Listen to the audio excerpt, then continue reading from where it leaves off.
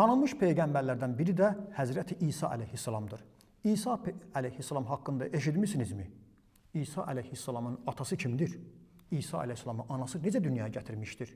Və İsa əleyhissalam sonda dünyanın axırında gəlişi ilə Allah tərəfindən bu günləri sağ olmaqla yanaşı sağdır, diridir və eləcək dünyanın sonunda yer üzərində ədalətin qurulmağında onun da rol olacaqdır. Necə? İsa əleyhissalam bizim dinimizdə ulul əzm peyğəmbərlərdəndir. Bütün peyğəmbərlərin arasında 5 peyğəmbər ulul əzm peyğəmbərdir. Şəriət olmuşdur, onlara kitab nazil olmuşdur.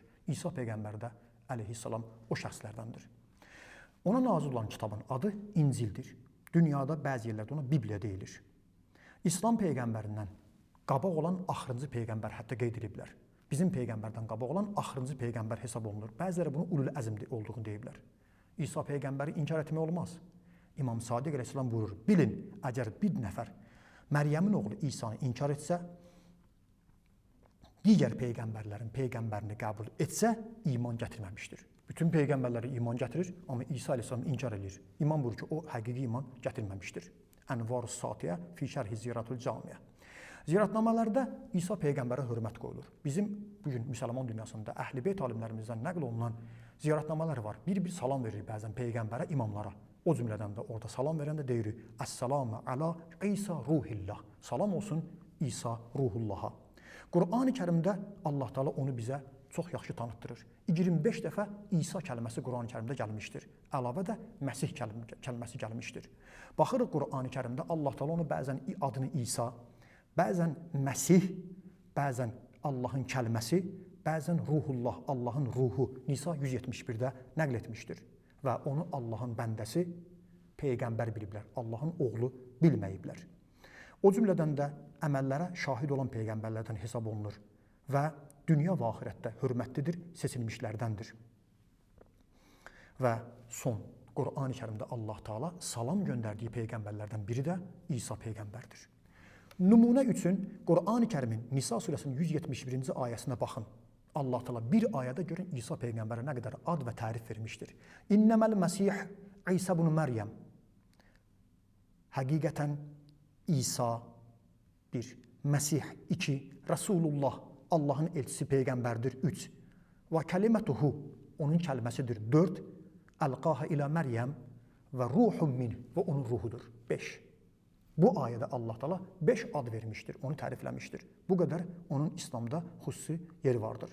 Və İsa peyğəmbərin İslamda həm də mühüm yeri budur ki, o Qur'an-ı Kərimin Səf surəsində olan ayə əsasən özündən qabaq olan Musa peyğəmbəri Tövratı təsdiq edir və özündən sonra gələn İslam peyğəmbərinə müjdə verir. Adını da Əhməd olaraq demişdir. İncildə, Bibliyada indi olmasa da Barnaba İncilində indi də bu kəlmə qalmaqdadır. Farqilit kəlməsinin tərcüməsi buna sübutdur. Araşdırmalarda baxanlar bunu bilirlər. İsa sözünün mənası nədir? İsa sözünün mənası İbrani ya Siryani dilində olduğunu deyiblər və onun kökünü Yəsu olduğunu deyiblər. Mənası budur ki, İsa, Yaşu yaxud da Yəsu sözündəndir. Mənası nicat verən deməkdir. Gətirdiyi İncilin də mənası müjdə verən deməkdir. Nəsli isə Süleyman peyğəmbərə çıxır ana tərəfdən və o cümlədən də Yaqub peyğəmbər vasitəsilə o da Bəni İsraildəndir. Başqa bir adı Qur'an-ı Kərimdə ki, qeyd etdiyimiz kimi mübarəkdir. Allah Teala onun adından buyurur ki, وَجَعَلَنِي مُبَارَكًا. Allah Teala məni bərəkətli qərar vermişdir. Məryəm surəsində buna baxa bilərsiniz.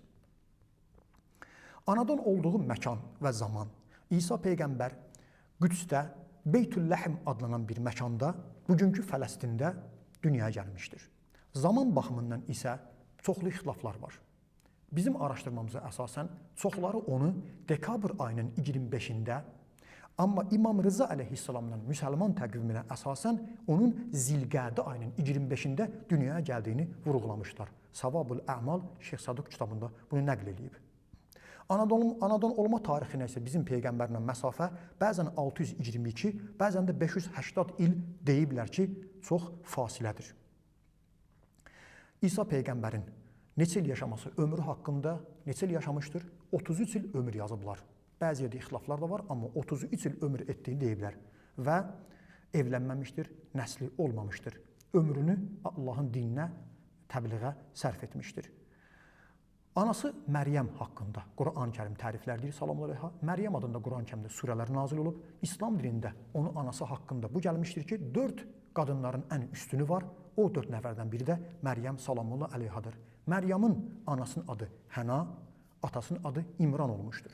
İsa Peyğəmbərin möcüzələri varmı? Bəli. İsa Peyğəmbər ölüləri diriltmək, kör anadan gəlmə onun gözünə şəfa vermək, qeybdən xəbər vermək, üzr istəyirəm, anası bakirə ola, ata olmadan dünyaya gəlmək, beşikdə uşaq ikən, körpə ikən insanlarla danışmaq və onun duası ilə göydən süfrənin, yeməyin nazil, maidənin nazil olmasını qeyd etmək olar. Xanım Məryəmin özünün bəs İsa Peyğəmbəri dünyaya gəlişi necə olmuşdur? Xanım Məryəm salamullah Allah evinin xidmətçisi olur və bir də qabağında bəşərə oxşar bir varlıq görür.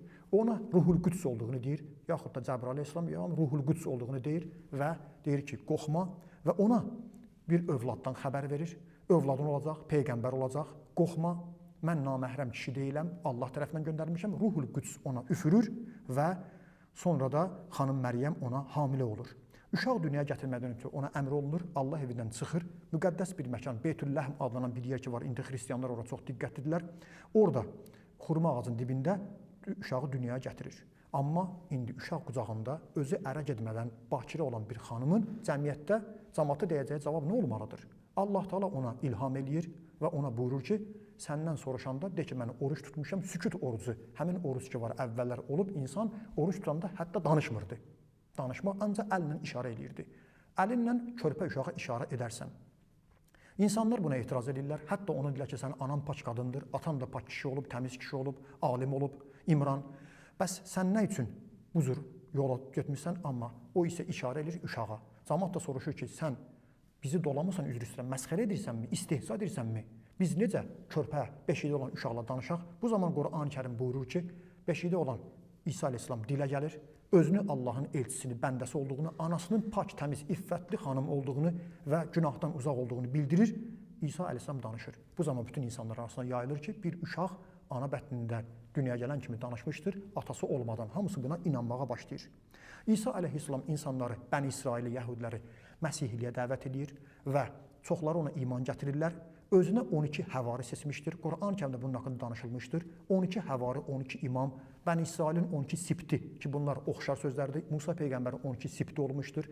İsa Peyğəmbərin 12 həvarisi, bizim Peyğəmbərimizin də Allahın salamı olsun, ona və əhl-i beytinə 12 imam canişini olmuşdur. Və Səf surəsində Allah Teala bu həvarilərdən bizə danışmışdır. Səf surəsi 14-cü ayə. Həvarilər ona iman gətirməyindən danışırlar Allaha. Allah bu yolda kömək eləməni danışırlar. Amma sonda Yəhudi xaxamlarının, Yəhudi alimlərinin gündən-günə İsa əleyhissalama iman gətirənlərin sayı artdığını görür. Onlar sabah öz dinlərinin, öz şəxsi mənafilərinin sol altında gördüyünə görə etiraz edirlər və bu etirazı zamananın hökmdarına çatdırırlar və Allah Teala İsa Peyğəmbəri öldürməyə gələn, tutmağa gələnlərin hamısını çaşdırır və onlar onu orada öldürə bilmirlər. Maraqlı budur ki, Quran-ı Kərimdə Allah Teala bu barədə bizə danışmışdır. Nisa 157-158-ci ayədə Allah Teala buyurur ki, onların sözü ki var, İsa Peyğəmbər ölmüşdür. Və ma qataluhu və ma salabuhu. O öldürülməmişdir və o çarmıxa, onu öldürmədilər, onu çarmıxa çəkmədilər. Bəs kim idi o çarmıxa çəkilən? Tarixdə gəlmişdir. Bugün də xristiyanlar çarmıxı xristiyanlığın əlaməti kimi bilirlər, işarə kimi göstərirlər. Vəlakin şubbihə ləhum. Amma iş onlara belə göründü və tarixdə İsa əleyhissalamın qatili bəs kim olmuşdur? Yəhudilərdən bir nəfər ad deyiblər. Onun da adını tarixdə yazıblar. Yahuda Əsxəryuti adında bir nəfər. Onu tutublar. Bəzi yerlərdə var, həmin satan adam, İsa Peyğəmbəri ələ verən adamın özü idi, onun özünü çarmıxa çəkdilər. Bəs İsa Peyğəmbər nə oldu? Quran-ı Kərimdə Allah Teala buyurur ki, bərrəfəəhullah iləy. Allah Teala əksinə onu özünə tərəf qaldırdı. İsa Peyğəmbərin Rum imperatorunun əmri ilə öldürülməsi və qatilin Yahuda Əsxəryuti adında birinin olması Mircəlal Purmir ki, kitab yazmışdır, Peyğəmbərlərin haqqında hekayələr, səhifə 38-də bunu nəql etmişdir. İsa Peyğəmbərin də özündən sonra canişini olmuşdur. 12 həvaridən əlavə onun özündən sonra öz yerinə seçdiyi canişinin adı Şəmundur. Bəzi yerdə ona Petros deyirlər. Şəmunun özü bizim kitablara gəlmişdir ki, İsa peyğəmbərin canı haqq olan canişin olmuşdur. Necə ki Əli ibn Əbi Talib əleyhissalam peyğəmbərin canişini olmuşdur. İsa peyğəmbərin bizim peyğəmbərlə görüşü olubmu? Bəli. Bəzi hədislərdə bizim peyğəmbərimizin Allahın salamı olsun ona və əhl-i beytinin meyraca getdiyindən danışılır və o meyracda olarkən bizim peyğəmbərlə görüşür, hətta bizim peyğəmbərin arxasında namaz qılır, onu qarşılayırlar və bəzi yerlərdə var ki, hətta İsa peyğəmbər və onun xalası oğlu Yəhya peyğəmbərlə bizim əziz peyğəmbərimiz Allahın salamı olsun onlara meyracda danışmışdır. İslamda onun xristianlıqla müştərək cəhətləri var. Bəli. Bu günləri xristianlıq, məsihilliyə, İslamın bütün dinlərin müştərək cəhəti var, yəni dinlərin birliyi ilə bağlı. Bu barədə çoxlu kitablar yazılmışdır, mən bir neçəsini diqqətinizə çatdırıram. Xristianlıqda və İslamda o həzrətin müştərək cəhətlərindən biri anadan olmasının möcüzə olmasıdır. Həm bugün xristianlar, məsihilər, həm də müsəlman dünyası etiraf edir ki, onun anadan olması möcüzə formasında olmuşdur. 2. Onlar da deyir ki, İsa peyğəmbər ölüləri diriltmişdir, körlara şəfa vermişdir və qeybdən xəbər vermişdir. Möcüzələrlə bağlı onlar da qəbul edir, biz də qəbul edirik. Sağ olması. Bu günləri həm müsəlman dünyası buyurur ki, İsa peyğəmbər sağdır və o cümlədən də onlar da İsa peyğəmbərin sağ olmasını deyirlər. Fərqi budur. Çarmıxa çəkiləndən sonra 3 gün, 4 gün sonra o dirilmişdir. Allah ruhu ona qaytarmışdır və o göylərə Allaha tərəf aparılmışdır. 4. Yer üzünə qayıtması. Bir gün İsa peyğəmbərin qayıtmağına biz də inanırıq, xristianlar da inanırlar ki, o bir gün yer üzərinə qayıdacaqdır. Və o cümlədən də müştərək cəhətlərdən biri də bizim bəzi imamlarımızın İsa peyğəmbərə oxşar cəhətləri olmuşdur. Bizim imamlarımızla bağlı da var, xurafat deyil. Onlar dünyaya gələndə, anadan olanda danışıblar, Allaha şəhadat veriblər. Buna sübut Qur'an-ı Kərimdən İsa peyğəmbərin də beşikdə olaraq danışmasıdır. İsa peyğəmbərin uşaq ikən özünü peyğəmbər adlandırması, bizim bəzi imamlarımızda uşaq yaşında imam seçiliblər, həddi buluq yetkinlik yaşına çatmamışdan qabaq. Bunu sual verəndə onlar İsa peyğəmbərin körpə ikən özünə peyğəmbər dediyini dəlil gətirmişlər. O cümlədən də düşmənləri imamlarımıza bəzən göstərdiyi kəramətlərə görə sehr nisbətini veriblər. Qur'an-ı Kərimdə buyurur ki, bəzi İsa peyğəmbərin düşmənləri də ona sehr nisbəti verirdilər. Uzun ömürlü olması, bizim əqidəmiz budur. İndi hal-hazırda bizim 12-ci imamımız İmam Mehdi əleyhissalam sağdır. O 1000 ildən çoxdur yaşayır və buna sübut kimi Allah Teala istəsə İsa peyğəmbərin sağ olmasını nümunə göstərmək olar. Bizim kitablarda bu arada danışılmışdır. Və son, zuhurdan sonra İsa peyğəmbər gələcək. İmam Zaman əleyhissalamla 12-ci imamla Mehdi əleyhissalam peyğəmbərin nəslindən olan, adı peyğəmbər adı olan o bir yerdə yer üzərində ədalətin qurulmasında, zülmün aradan aparılmasında əl-ələ verəcəklər. Və bizim kitablara əsasən Qüdsdə namaz qılınacaq, İsa peyğəmbər özü qabağa keçməyəcək, İmam Mehdi əleyhissalamı qabağa verəcək, özü onun arxasında namaz qılacaqdır. Bu da bizim onlarla, amma fərqli cəhətlərimiz bundan ibarətdir ki, xristianlarda onu Allahın oğlu hesab edirlər, Quran-ı Kərim bunu inkar edir, Allah Teala doğmayıb, doğulmamışdır, arvadı yoxdur, həyat yolaşı yoxdur, ləm yəlid və ləm yulad, digər ayələr bunu inkar edir. Çarmıxa çəkilməklə bağlı bundan qabaq dedim, onlar çarmıxa çəkildiyini deyirlər, sonra dirilib gedib, amma biz bu iki çarmıxa çəkilmədən İsa peyğəmbər Allaha tərəf aparılmışdır. Və bəzi xristianlar onun ölümünü günahların kəffarası hesab edirlər, biz isə bunu belə hesab etmirik.